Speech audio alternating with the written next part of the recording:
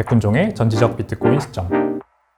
10분만 비트코인 2부 순서입니다. 2부에서는요, 지난주에 비트코인 시장에 어떤 재밌는 일들이 있었는지 그 뉴스거리 한번 얘기 나눠보도록 할게요. 트위터에서 있었던 일입니다. 헤지펀드들의 비트코인 숏 물량이 커지고 있다. 이거를 많이 세계에 알리자라면서 이제 비백이라는 분이 하나의 차트를 공유를 했어요. 이 차트가 지금 X 트위터 상에서 굉장히 바이럴이 많이 되고 있습니다. 헤지펀드들이 비트코인 숏 물량이 이렇게 크게 늘어나고 있다. 엄청나죠. 지금 이 그래프만 봐도 2020년, 21년, 22년, 23년, 24년 들어와서 뭐 역대급입니다. 역대급. 근데 이게 미국 시카고 선물상품 거래소에 있는 비트코인 숏 물량을 얘기하는 거예요. 그러니까 그냥 우리가 일반적으로 생각하는 뭐 바이낸스 같은 이런 크립토 투 크립토 암호화폐 거래소를 얘기하는 게 아니고 기관들이 투자를 하는 이 선물 상품 거래소의 숏 물량을 얘기를 하는 겁니다. 아니 도대체 왜 이렇게 숏이 많이 늘어나냐? 기관들이 비트코인의 숏을 잡는다는 건 무슨 말이에요? 비트코인 가격이 앞으로 하락할 거라는 걸 예상하는 거잖아요. 이러면은 좀 큰일 난 거 아닌가? 근데 왜 이 사람은 이렇게 좋아하지? 이 사람은 엄청난 비트코인 맥시거든요. 왜 이렇게 좋아하지? 이제부터 설명드리겠습니다. 대부분의 숏 포지션 주체는요, 헤지펀드예요. 여기 보이죠? 주체별 숏 물량입니다. 그러니까 오픈 인터레스트라는 게 뭐냐면 미결제 약정이라고 포지션을 잡아놓은 규모를 얘기하는 겁니다. 숏 포지션을 잡아놓은 주체가 누구냐를 봤을 때 헤지펀드, 여기 있는 파란 선이 거의 대부분입니다. 여기 23년 7월부터 24년 1월 넘어서 쭉 올라가고 있죠. 나머지는 뭐 그저 그렇습니다. SM 매니저, 뭐 펀드 매니저들이죠. 우리나라 말로 하면 어덜 같은 거는 뭐 다른 종류의 트레이더들, 기관 투자자들 이라고 할 수가 있겠습니다. 헤지펀드들은 왜 이렇게 지금 비트코인 숏 물량을 많이 잡고 있느냐? CME 선물 상품 거래소에서 헤지펀드가 비트코인 ETF를 매수를 하고, 매수한다는 건 뭔가요? 비트코인의 롱 포지션을 잡는 거잖아요. 비트코인 가격이 상승할 거로 보고 롱 포지션을 잡는 겁니다. 근데 헤지펀드는 말 그대로 헤지펀드, 무위험 수익을 추구하는 주체예요. 어떤 방향성을 잡았으면 그 반대 가능성에 대해서는 헤지 포지션을 잡아야 됩니다. 그거를 선물 숏으로 하는 거예요. 다시 설명드리면 비트코인 ETF를 사요. 왜냐면 비트코인 가격이 오를 것 같으니까. 근데 만약에 내려가면 큰일 나잖아요. 그래서 내려갔을 경우를 대비해서 그 해칭, 포지션을 해칭하기 위해서 선물을 숏 치는 겁니다. 그게 바로 롱숏 트레이딩 전략이라고 합니다. 그래서 비트코인 가격이 오르면 ETF를 사놓은 게 가격이 올라가니까 여기서 수익을 내고, 만약에 비트코인 가격이 예상과 다르게 하락하면 선물 숏을 해놨으니까 여기에서 이제 손실분을 만회를 하는 거죠. 이게 바로 헤지펀드들의 전략이라서 그 지금 포지션이 엄청나게 늘어나고 있는 중이다라고 보시면 됩니다. 비트코인의 가격이 앞으로 하락할 거다 보고 하락 베팅을 한 건 아니다, 이렇게 우리가 해석을 해야 되는 거죠. 그러니까 지금 이 암호화폐 거래소죠, C2C 크립토 투 크립토, 바이낸스라던가 아니면 OKX 같이 법정화폐를 입금할 수는 없는 그런 거래소를 크립토 투 크립토 거래소라고 합니다. 법정화폐를 넣고 그걸로 비트코인을 사는 거를 피아트 크립토 라고 하고요. 대표적으로 우리나라의 업비트 같은 거래소죠. 이런 거래소들에도 선물 마켓이 있잖아요.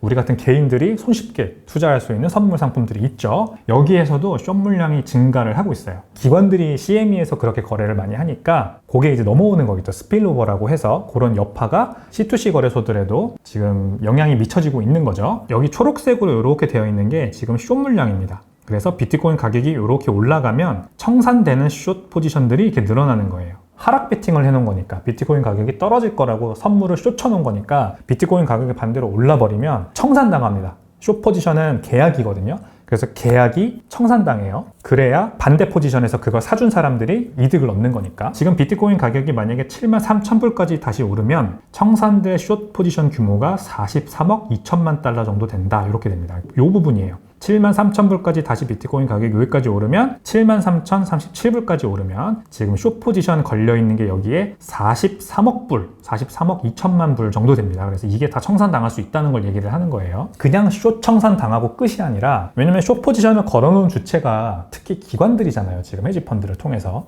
여기는 이제 뭐 개인들이겠지만 이 개인들은 그냥 청산당하고 끝일 겁니다. 바이비트라고 하는 비트코인 선물과 옵션 시장이 굉장히 큰 거래소가 있어요. 역시 크립토 투 크립토 C2C 거래소입니다. 이 거래소가 중국인 회원 가입을 다시 받기 시작했다는 뉴스가 있었어요. 그래서 여기 보면 자기의 신원 인증을 하는 페이지인데 여기에 원래 중국 국적이 없었거든요. 이 드랍다운 메뉴에. 근데 중국이 지금 들어왔습니다. 그래서 중국인 신분증과 아니면 여권이나 이런 것들로 신원 인증을 해서 바이비트 거래소에 가입을 할 수 있게 됐다는 거예요. 배경 설명을 잠깐 드리면, 유명한 지금 해외 거래소들이 다 중국인들의 접근을 막거나 아니면 IP 차단을 통해서 중국에서 중국에서 운영을 하지 않고 있어요. 왜냐하면 중국은 지금 법적으로는 비트코인 거래가 금지되어 있거든요. 그래서 당연히 거래소들도 막혀 있는 게 당연한 것이죠. 그래서 바이비트 거래소, 굉장히 선물과 옵션 시장으로는 전 세계에서 1, 2위를 다투는 큰 거래소인데, 여기가 중국의 IP를 막고 중국인들의 가입을 막고 있었는데 다시 받기 시작했다. 굉장히 큰 뉴스죠. 무슨 일이지? 중국이 어쩌면은 비트코인 거래를 다시 허용하는 건가? 라는 희망 섞인 얘기도 나왔었습니다. 근데 바이비트에서 공식 발표를 했어요. 뭐냐? 해외에 거주 중인 중국인에만 한정된 조치다.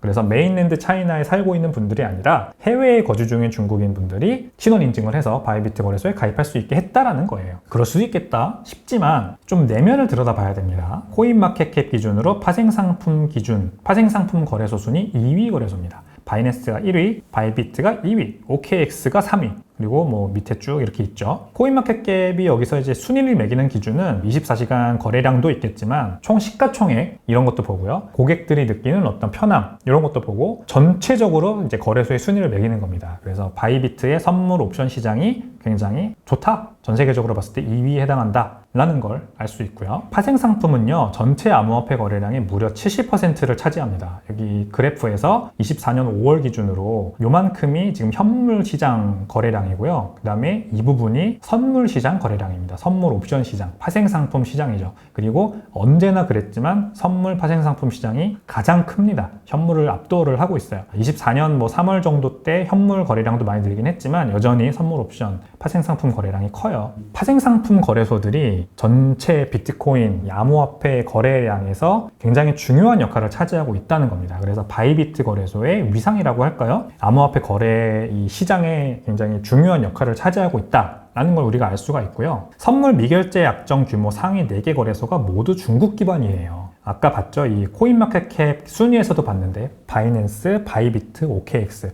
사실 전부 중국에서 비롯된 거래소들입니다. 근데 지금은 거래소들이 다 중국 오퍼레이션을 접고 중국의 어떤 사무실이나 이런 것도 다 빼고 철수하고 싱가포르나 홍콩 쪽으로 옮겨서 이렇게 탈중국화하려는 모습을 지난 몇 년 동안 계속해서 보여왔어요. 그래서 시작은 중국이나 더 이상 우리는 중국 회사가 아니다. 그리고 우리 중국 고객 안 받는다 라고 표면적으로 얘기를 합니다. 자, 그래서 바이낸스, 여기 파란색이죠. 전 세계의 거래소들의 선물 미결제 약정 규모, 선물 시가총액이라고 생각하시면 됩니다. 현물로 치면 시가총액 규모가 바이낸스가 가장 크고요. 그 다음이 바이비트, 그 다음이 비트겟이라고 하는 중국에서 비롯된 거래소입니다. 그 다음에 OKX까지가 이만큼 차지하는 이 비중이 모두 중국계 거래소들입니다. 이 4개 거래소들 안에서도 이 방향성이 조금씩 바뀌고 있어요. 갈리고 있어요. 1위인 바이낸스와 2위인 OKX는 탈중국, 그리고 규제 준수, 그 다음에 라이센스 취득을 기조로 운영을 하고 있습니다. 그러니까 미국 국무부가 시킨 거는 다 이행을 했습니다.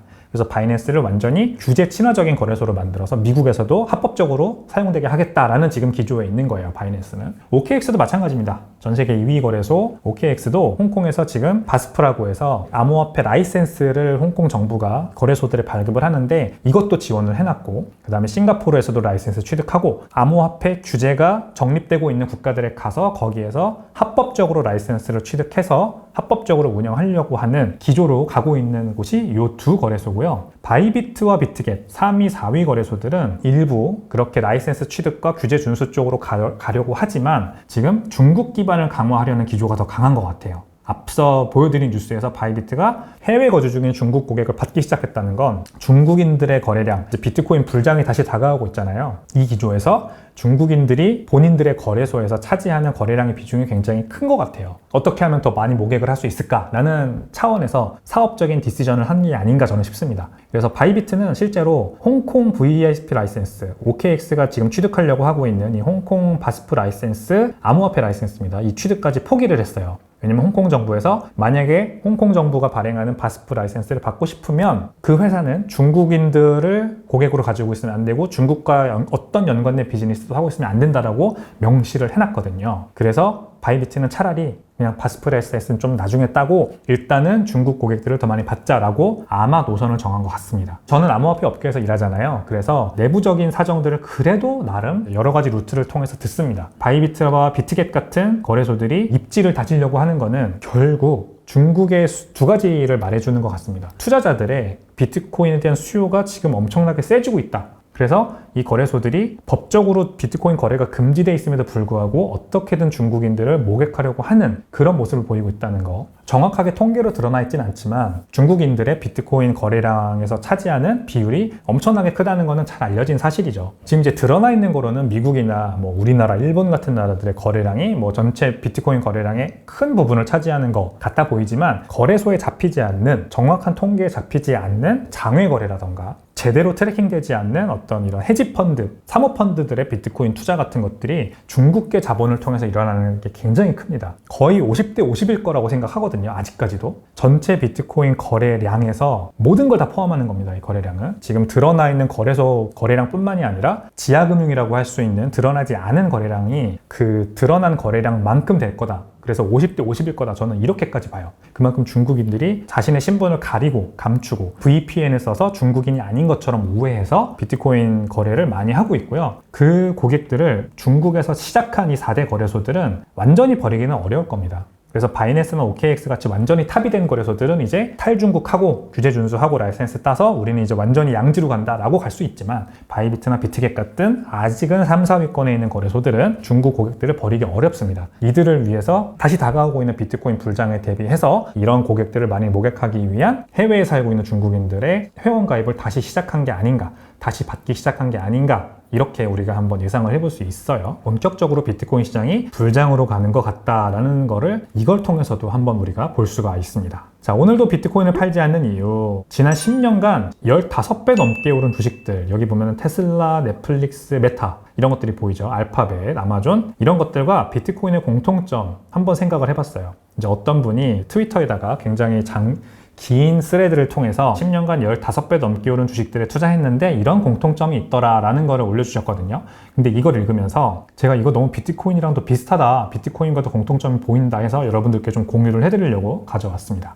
여기 이제 10개가 있다고 했는데 제가 이제 덜 중요해 보이는 것들은 빼고 몇 개를 추렸어요. 첫 번째, 굉장히 많은 고객들을 대상으로 하는 서비스입니다. B2C 서비스라는 거죠. B2B가 아니라 B2C다. 특정 아주 좁은 고객군을 대상으로 해서 고객 집중화 리스크에 있는 게 아니라 전 세계 모든 사람들을 대상으로 서비스를 하기 때문에 그런 집중화 리스크 문제에서 자유로운 그런 서비스예요. 수억 명의 고객들을 대상으로 유용한 서비스를 제공하는 것들이 주가가 굉장히 많이 오르는 그런 회사들의 공통점이라는 겁니다. 비트코인도 그렇죠. 비트코인의 잠재 고객은 전 세계 인구 80억 명입니다. 80억 명의 인구가 모두 비트코인을 돈처럼 사용할 수 있어요. 그게 비트코인의 잠재력이에요. 그 다음, 높은 매출 성장률을 보인다. 몇십 년 동안 한 20% 넘게 매출 성장을 지속한다라고 합니다. 비트코인은 그러면 어떨까요? 비트코인은 매출이 없죠. 회사는 뭐 열심히 제품과 서비스를 팔아서 매출을 내지만 비트코인은 그런 주체도 없고 회사도 아닙니다. 그러면 어떻게 비교해 볼 수 있느냐면요. 비트코인 채굴자들의 일간 매출과 한번 비교를 해볼 수 있겠죠. 비트코인 채굴자들도 채굴기를 돌려서 비용을 투입해서 거기에서 나오는 비트코인이 매출이잖아요. 그래서 이 비트코인 가격이 오르거나 혹은 더 많은 비트코인을 채굴을 해야 코스트 베이시스가 맞습니다. 손익분기가 맞죠. 그래서 매출이 나는 거잖아요. 이 매출이 늘어야 비트코인 채굴이라는 산업이 말이 되는 겁니다. 늘고 있냐? 네, 늘고 있습니다. 10년 전에는요, 비트코인 채굴자들의 일간 매출이 200만 달러 수준이었어요. 근데 10년이 지난 지금 2024년에는 8천만 달러 수준입니다. 무려 1900% 상승. 물론 이렇게 부침은 있습니다. 비트코인 가격도 계속해서 올랐다 내렸다를 반복하기 때문에 채굴자들의 일간 수익도 매출도 늘었다가 줄었다가 늘었다 줄었다 하지만 장기적으로 늘고 있는 트렌드. 8천만 불 고지를 지난 2024년 3월 달에 달성을 했죠. 그러고 나서 물론 반감기 때문에 좀 꺾였겠지만 다시 올라오고 있는 중입니다. 그래서 이렇게 비트코인도 매출이라고 하는 게 존재한다. 채굴자들의 일간 매출이 지난 10년 동안 1900%나 늘었다. 굉장히 고무적인 사실이죠. 자, 그 다음, 별도 마케팅을 안 해도 알아서 입소문으로 마케팅이 된다. 대부분의 회사들은 굉장히 큰 마케팅 비용을 들여서 자신의 서비스를 알리지 않습니까? 근데 테슬라, 생각해보면은 TV 광고 같은 것도 거의 안 해요. 아마존도 그렇고 구글도 그렇지 않습니까? 구글 광고 하는 거 보신 적 있나요, 여러분? 그렇게 구전을 통해서, 입소문을 통해서 알아서 전파가 되기 때문에 이런 회사들은 그렇게 크게 세게 광고를 할 필요가 없습니다. 그게 위대한 기업들이죠. 비트코인도 그렇습니다. 비트코인 누가 광고해주나요? 전 세계 사용자들이 알아서 마케터의 역할을 자처하고 자신들의 SNS에 비트코인 투자 사실을 알리고 주변 사람들에게 추천하고 이렇게 커집니다. 비트코인도 그래서 굉장히 유사한 측면이 있고요. 카테고리 마인드쉐어. 그거 하면 바로 떠오르는 브랜드냐? 이겁니다. 전기차 하면 여러분 뭐가 떠오르세요? 바로 테슬라. 멕시칸 푸드 하면은 바로 뭐가 떠오르세요? 치폴레. 스트리밍 서비스 그거 있잖아. 그러면은 넷플릭스 바로 떠오르죠. 이게 바로 그 해당 카테고리에서 그 기업이 완전히 카테고리를 잠식해버린 브랜드 파워예요. 자신들의 서비스 이름을 완전히 각인을 시켜버리고 브랜드 파워를 그만큼 높게 형성을 해놓은 겁니다. 암호화폐 하면 여러분 뭐가 떠오르세요? 당연히 저는 바로 비트코인이 떠오릅니다. 뇌 뒤에 강하게 박혀있는 이 브랜드 파워가 가격에도 굉장히 중요한 영향을 미치는 거예요. 그 다음 가격 전가력입니다. 아마존이 만약에 가격을 올린다. 여러분 계속 쓰실 것 같은가요? 쓸 것 같습니다. 치폴레가 가격을 한 1불, 2불 올렸다. 계속 먹느냐? 네, 계속 갈 것 같습니다. 넷플릭스가 구독료를 올린다. 여전히 사람들은 봅니다. 이게 바로 가격 전가력이에요. 자, 인플레이션이 많이 발생한다. 그래서 기업들이 수익성이 낮아진다. 그래서 단가를 올린다. 그 단가를 올려도 계속해서 고객들이 찾는다면 그 기업은 성공한 기업인 거죠. 비트코인도 그런 일이 있었습니다. 비트코인도 트랜잭션 수수료가 원래 뭐 평소에 1,000원, 2,000원 하던 게 막 몇만 원까지 올라갔었어요. 그래도 사람들은 비트코인을 계속 씁니다. 조만간 내려갈 거라고 예상이 되기도 하지만 그럼에도 불구하고 대체제도 없고 고객의 충성도가 높고 비트코인 외에 다른 것들은 쓰는 게 잘 상상이 안 되기 때문에 계속 쓰는 거죠. 그게 바로 높은 가격 전가력입니다. 비트코인도 엄청 높은 가격 전가력을 가지고 있어요. 지금까지는 요만큼만 차지하고 있는 시장입니다. 근데 앞으로 그 시장 규모가 이렇게 커질 거다라는 거죠. 아마존은 지금까지도 엄청 많은 물건을 팔고 있지만 이제 세상 모든 걸 파는 게 꿈입니다. 넷플릭스는요, 지금도 물론 사람들에게 기쁨을 주고 있지만 전 세계에 있는 모든 사람에게 기쁨을 주는 게 목표입니다. 테슬라는요, 지금도 전기차를 팔고 있지만 계속해서 전기차 보급을 확산해서 전 세계를 친환경 에너지로 전환시키는 게 목표예요. 아직까지는 이 정도의 기회만 발굴했을 뿐 이제 이만큼의 기회가 앞으로 놓여 있는 게 이 위대한 기업들의 공통점이에요. 비트코인은 전 세계 모두를 위한 더 나은 돈이 되는 게 꿈입니다. 그래서 우리같이 비트코인을 가치 저장 수단으로 보고 계속해서 투자하고 있는 사람들, 아직까지 정말 극소수죠. 이런 사람들의 모수가 늘어나는 게 비트코인에게 앞으로 다가올 더욱 커다란 기회죠. 그 다음은 점점 넓어지는 해자. 버크셔 해서웨이 회장 워렌 버핏이 얘기했던 해자, 성 주변에 크게 둘러싸여 있는 말하자면 수로죠. 이 수로가 점점 넓어져야 된다라는 겁니다. 처음부터 설명드리면 네트워크 효과. 점점 많은 사람들이 여기에 들어오게 되니까 여기에서 나가는 게 오히려 불이익입니다. 그래서 나가지 못하는 게 네트워크 효과죠. 전환 비용. 다른 데로 가는데 너무 많은 비용이 드는 거예요. 뭐 예를 들어 카카오톡을 쓰다가 갑자기 라인으로 바꾸라 그러면은 거기에서 발생하는 여러 가지 비용들, 내가 가지고 있는 단톡방들 다 정리해야 되고 이런 것들이 다 비용이죠. 그러니까 카카오톡만 계속 잘 되는 생산 단가 경쟁력. 카카오는 계속해서 비용이 줄죠. 비용은 똑같은데 계속해서 매출은 늘어나는 구조를 가지고 있는 회사입니다. 그러니까 그 경쟁력이 점점 세진다. 그리고 다른 브랜드와 차별화되는 점, 차별점, 서비스가 가지고 있는 다른 것과 차별화되는 차별점도 계속해서 넓어지는 해자의 한 가지 부분이고, 그 다음에 브랜드 파워까지. 서비스 또는 제품이 다른 걸로 대체될 수 없는 여러 가지 측면들이 많이 쌓이면서 해자가 점점 넓어지는 효과가 있는데, 비트코인이야말로 정말 그런 특성을 가지고 있는 대표적인 암호화폐입니다. 다른 모든 암호화폐를 압도합니다. 브랜드 파워, 차별점, 생산 단가 경쟁력, 채굴에 들어가는 비용, 채굴자들이 계속해서 혁신을 이뤄내면서 채굴 비용을 다운시키고 전기비를 다운시키고 거기에서 경쟁력을 가져오고 있고, 전환 비용, 비트코인을 쓰다가 다른 걸로 갈아타는 건 너무 어렵죠. 네트워크 효과, 비트코인은 전 세계 2억 명이 사용하는 걸로 추산이 되는데 수가 계속해서 늘어나서 비트코인에서 나가는 게 오히려 불이익이다 라는 인식 점점 커지고 있습니다. 이게 바로 위대한 기업들과의 공통점이에요. 마지막으로 오가닉한 성장을 합니다. 그러니까 어떤 기업들은 계속해서 외형적인 성장을 하죠. 인수를 하고 뭐 다른 브랜드를 사고 이러면서, 이 위대한 기업들은 코어 비즈니스, 자기네가 내부적으로 만든 그 코어 비즈니스가 계속해서 오가닉한 성장을 이끌어내는, 그래서 핵심 비즈니스가 성장의 동력이 되는 것들입니다. 비트코인도 마찬가지예요. 그 위에 뭐 사이드 체인이 들어와서 또는 디파이가 인기를 끌어서 밈코인이 나와서 NFT가 나와서 가격이 오르는 게 아니라 비트코인은 그 네트워크 그 자체가 가격이 오르는 원인입니다. 이게 바로 비트코인이 위대한 기업들과 굉장히 비슷한 면이에요. 다른 알트코인들은 그 위에 무슨 서비스가 올라왔냐, 누가 여기에 투자했냐, 어떤 유명한 투자자가 여기에 투자했냐, 디파이에 얼마나 많은 TVL이 묶였냐, 또 NFT 어떤 유명한 프로젝트가 들어왔냐, 밈코인이 얼마가 올랐냐, 이런 것들 때문에 가격이 오른단 말이죠. 근데 비트코인은 그런 게 없습니다. 비트코인은 그 자체가 성장 동력이다. 이게 바로 이 위대한 기업들과 굉장히 비슷한 부분입니다. 자, 그래서 이런 위대한 기업들에 투자해서 이분은 큰 성공을 얻으셨나 봐요. 지난 10년 동안 15배나 넘게 가격이 오른 기업들을 자기가 투자했다고 이렇게 이제 공통점을 나열을 해주신 거니까 근데 그러면서도 이런 위대한 기업들도 지난 10년간 50%씩 주가가 빠질 때도 있었고요. 어떤 증권사에서는 매도 의견 리포트를 내기도 했었고요. 이럴 때 주가 엄청 빠지죠. 그 다음에 각종 구설수에 굉장히 많이 휘말렸습니다. 테슬라 CEO인 일론 머스크가 아주 대표적이죠. 방송에 나와서 마리화나를 폈다던가 뭐 트위터 갑자기 인수를 한다 이러면서 많은 구설수에 휘말립니다. 그래서 비즈니스는 계속해서 펀더멘탈은 좋은데 주가는 이렇게 올라갔다 내려갔다 올라갔다 내려갔다 등락을 반복합니다. 비트코인은 어떠냐? 비트코인은 지금까지 400번 넘게 사망 선고를 받았습니다. 이거 진짜 트래킹하는 사이트가 있어요. 누군가가 유명한 사람이 나와서 비트코인은 이제 0에 수렴할 거다. 비트코인 이제 죽었다 라고 할 때마다 그거를 계속해서 기록해 놓는 사이트가 있거든요. 그걸 보면은 400번 넘게 비트코인 사망 선고를 받았습니다. 매 사이클 고점 대비 70% 넘게 가격이 빠진 거 허다했죠. 그리고 수시로 위기설이 등장합니다. 뭐 양자 컴퓨터가 나온 비트코인 망할 거다. 뭐 이런 것들 수시로 위기설 등장하죠. 그럼에도 불구하고 비트코인도 쭉